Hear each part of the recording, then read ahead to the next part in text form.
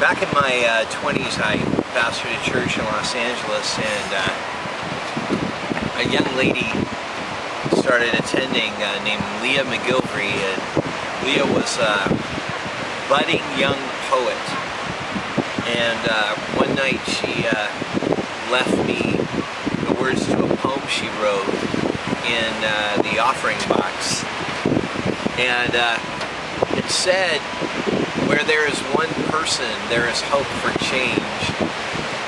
And it said, "Where there is the old, it gives young people hope." And then it said, "There is hope in Jesus."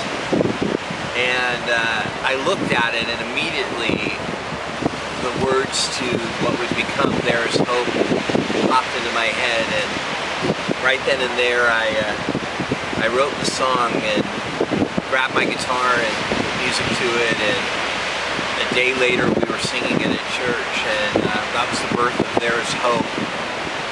And I love the song on Not Unclean, and I love singing it live. It's something everyone can learn really fast and join in it. It says something so true and important, and Leah's poetry is stunning, and that was the beginning of me doing a lot of stuff with Leah throughout the years. I remember I was asked to sing at a gay church, and I got up and I sang, and when I sang that song, I got a room full of people singing along with me, and it finally hit me that these were all people that had no reason to be Christians except they really wanted to know the Lord, because Christianity had hated them so much throughout the years. And to have a room full of gay brothers and sisters singing at the top of their lungs, "There is hope, our hope is Jesus, and without him there would be no hope." It was exhilarating. I remember right afterwards getting on the phone and calling Leah, who was in, we were in different states, and I said, "I wish you could have seen this, I wish you could have seen this, it was so amazing." And later I used "There is Hope" as part of Does God Sleep? And in concert, I've used "There is Hope" attached to Patti Smith's song "Kimberly." And it just seems that I've performed it so many times. It seems that it always works. People always really like it, and people always sing along. And I think it's easily like one of my most accessible songs.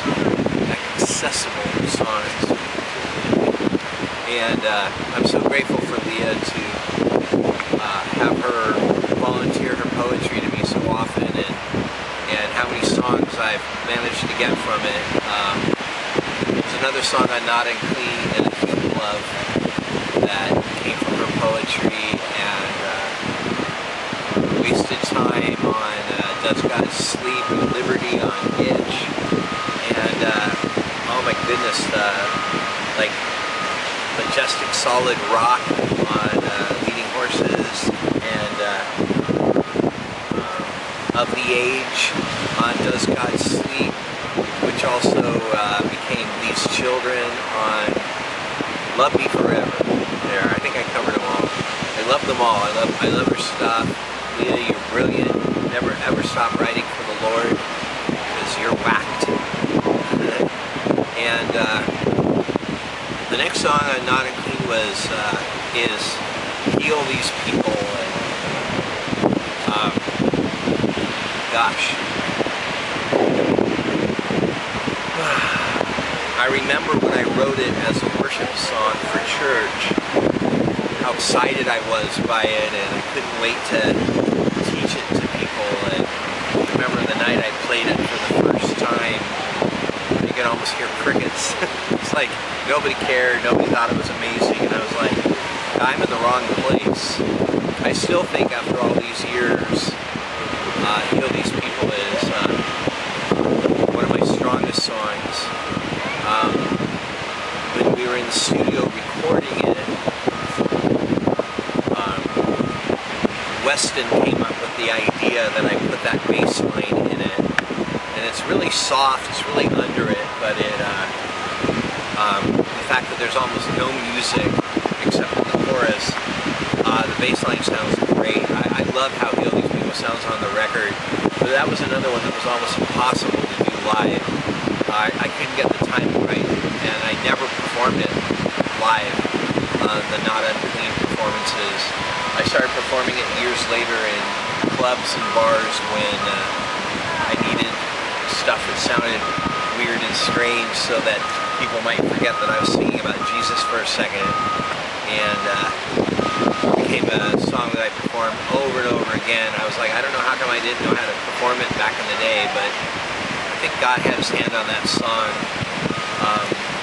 It's definitely for me, like the high point of Not Unclean. To me it sounds like, you know, like I said, I was trying to capture that retro 70s glam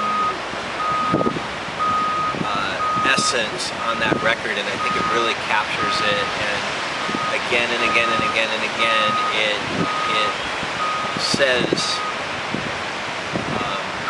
so much about people's hearts. You know, I wrote it about not just non-believers, not just the lost, but believers. There's so many people walking around in this fog because they don't really get how much God loves them, but how much God can heal them from their hurts and even from their day-to-day existence, just from the wear and tear of being alive. I think all of us really lose sight of the fact that at the end of the day, you know, we can get before the Lord and He can really kind of wash us clean of the world. And that's why He washed His disciples' feet, to show them that that was still His job. Still His job to take away the remnants of the world. And you know, it's so hard as an artist because you really want exposure and you really want success, and yeah, you want the money that comes with it, but gosh, more than anything, you really want to see people be affected by what you've put your passion into. And I don't think it is ego.